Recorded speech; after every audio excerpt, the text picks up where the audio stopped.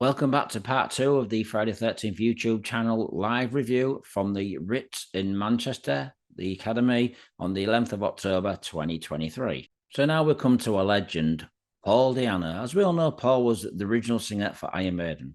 Now, Paul was born in 1958 under the original name of Paul Andrews. Paul joined Iron Maiden in roughly 1977 and would release a tape called the Sound House Tapes in 1979.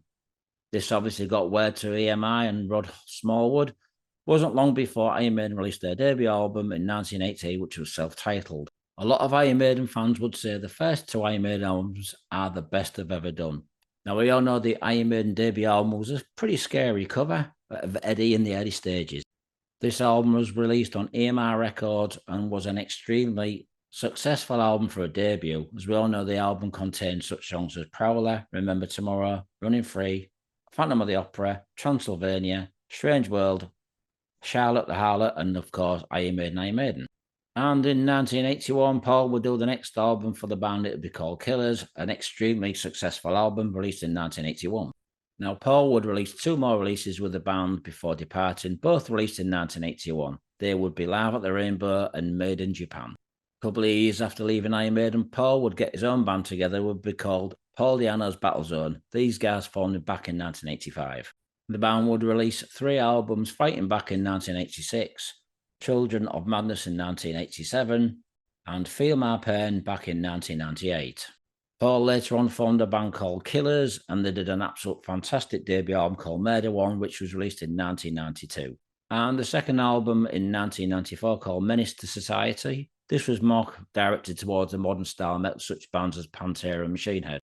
Now, Paul is a fantastic, powerful singer, as we all know.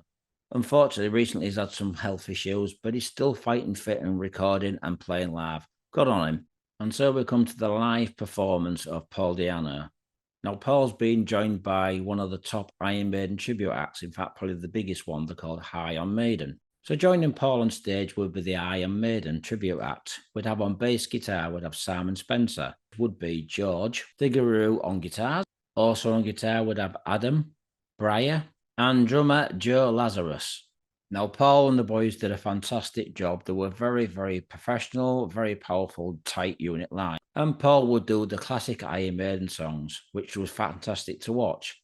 I thought there might have been a couple of killer songs in there, but nevertheless, the Iron Maiden set list was fantastic. The crowd loved it. They really got behind him and really cheered him on. The band had a fantastic time live. You could see it in the faces and the performance. Now, Paul's still got a fantastic voice live. He's very powerful, very strong, very energetic, and he has a lot to say to the crowd in between songs, which is fantastic to hear. And so we come to the live set that Paul would play with his band. We'd have Ides of March, which would be the intro. We'd have Wrathchild, Sanctuary, Purgatory, Remember Tomorrow, Murders in the Rue Morgue, Killers, Transylvania, Phantom of the Opera, and the classic full ending song would be Running Free. Now, all in all, Paul and the boys did a fantastic set. They really pulled it off. The crowd were really behind them.